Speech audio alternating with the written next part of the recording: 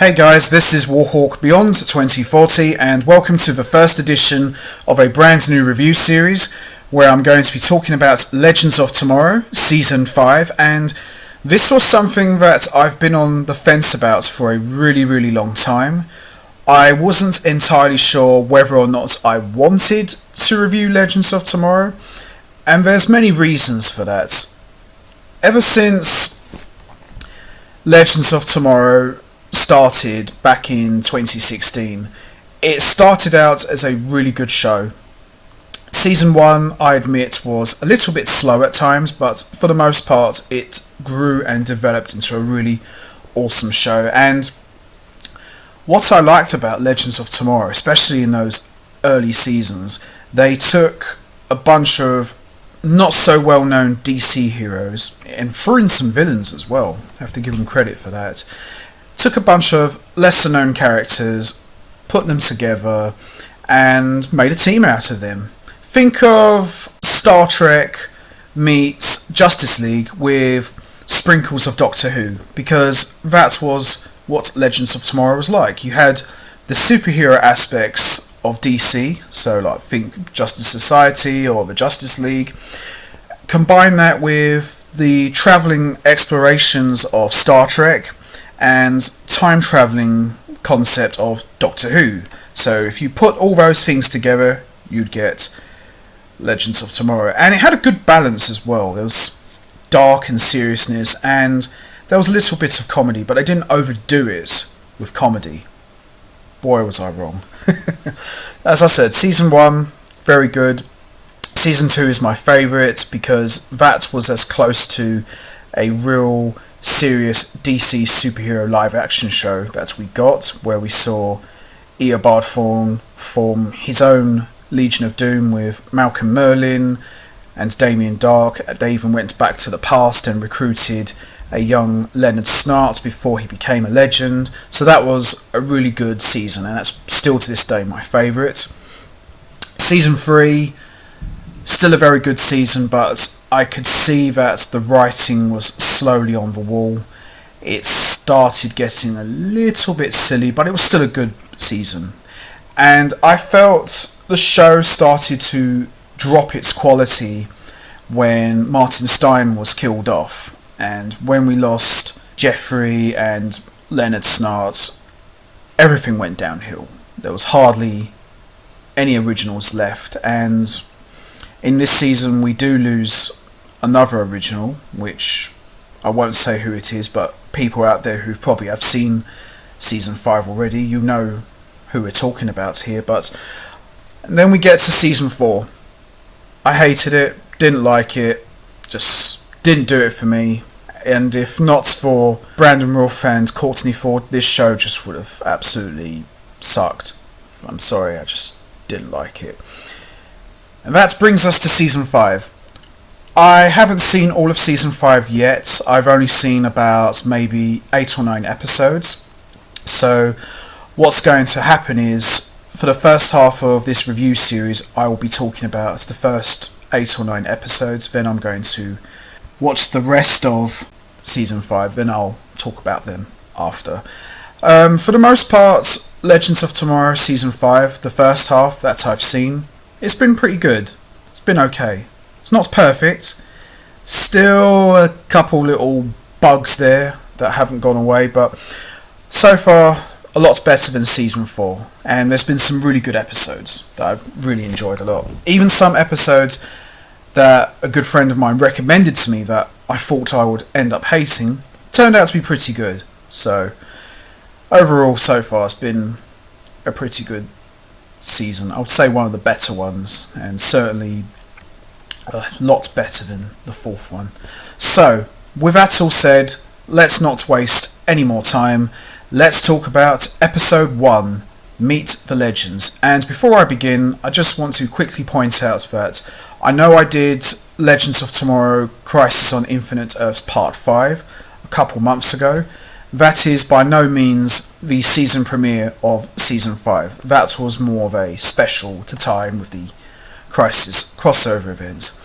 This episode is officially the season premiere. So I just wanted to quickly clear that up in case anyone got a little bit confused as to why I'm calling this episode 1 as opposed to Crisis on Infinite Earths Part 5. So, let's do this. Let's talk about episode 1, Meet the Legends.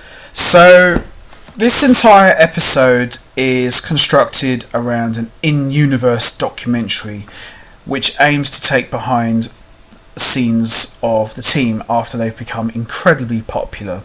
So we see a montage showing what that popularity has brought. We see Nate is doing Japanese commercials. Mona's back, by the way. Mona is posing for PETA-like ads, and Mick Roy is presenting the Best Picture at the Oscars, and we see the documentary's narrator is Kevin Harris, who introduces the movie. We see Ava takes the camera crew throughout the Wave Rider, which she has had to take ownership on after the Time Bureau shut down. Ava has to convince Congress not to impound the Wave Rider, which is part of why she's agreed to do the documentary, to help boost the public's persona. Nate is interviewed and explains why he was too busy and too preoccupied with his brief death at Haywood to participate in the crossover. Yeah, you'll get a lot of this sometimes. They're breaking the fourth wall and making fun of the fact that, we weren't invited to the last crossover, so why should we care? Birad is interviewed and talks about being from the future. He goes to a hospital where he sees a baby version of himself just being born. We see Charlie is interviewed and questions why she's still part of the team now that they're famous, as she leaves in a jump ship. And we see Mona is interviewed and reveals that she's now Rebecca Silver's literary agents. Now, Mona was one of my big problems that I didn't like about season 4. So, yeah, I'm not happy to see her back here, but thankfully, this was just one episode that she appeared in, so big sigh of relief on that part. Ava reveals that Sarah doesn't know about the documentary yet and throws a welcome home party for the team in order to tell her. Sarah is not happy about the documentary and storms off.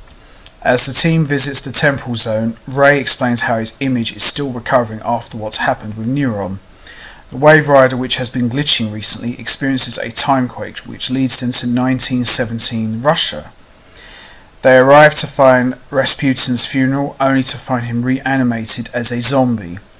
Sarah tries to lead the team to figure out what to do, but they are distracted by the documentary. Mona suggests that Ava writes Sarah a condolence card about Oliver Queen's death. Ray, Nate and Mona try to decide what to name the evil people coming back to life in history and decide on the Encores.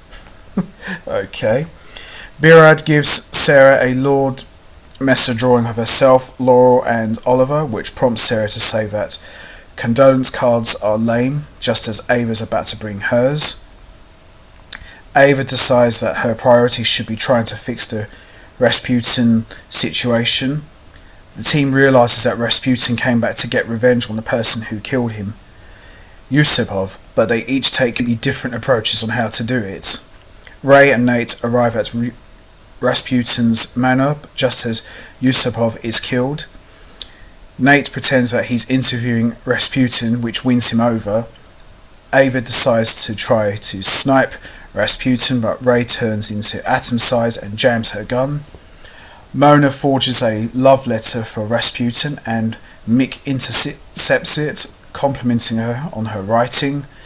Nate is hypnotised by Rasputin, which makes him realise that he's starting to miss Zari.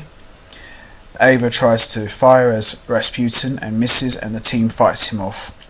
Sarah gets very upset after watching the footage of the team trying and failing to fight Rasputin. She vents to them about what happened during Crisis and how the documentary crew has prevented her from processing it with the team. Now, this is the first time we've officially seen Sarah since the end of Crisis on Infinite Earths, which is what saw Sarah and all of the other heroes of the Arrowverse come together as sort of a new Justice League team. So she's still trying to digest the news that Oliver Queen died sacrificing himself to save the entire universe. Nate tells Birard about the woman Rasputin made him see, and they suggest that he and Gideon are both experiencing data from a parallel universe. As they tell Sarah, they happen to see video feed of the documentary crew with Rasputin, who has decided to assassinate the Romanovs. Sarah and Birard go undercover as Rasputin tries to enact his plan, and he hypnotizes Birard and sicks his goons on Sarah. Ava pretends to be Anastasia Romanov, which leads her and the rest of the team into the fight. She then apologizes to Sarah for how things went earlier, just as Rasputin hypnotizes Nate, Mick and Mona. Ray shrinks and enters Rasputin's stomach, only to embig him and explode him. Yuck! The legends then store his remains in a series of jars on the Wave Rider, as Nate begins to guess who the woman is he's thinking of. We then see the documentary screened in front of an excited crowd, and the legends do a question and answer panel after the screening. Ava quickly claims that the documentary is all fake, which the rest of the team quickly echoes.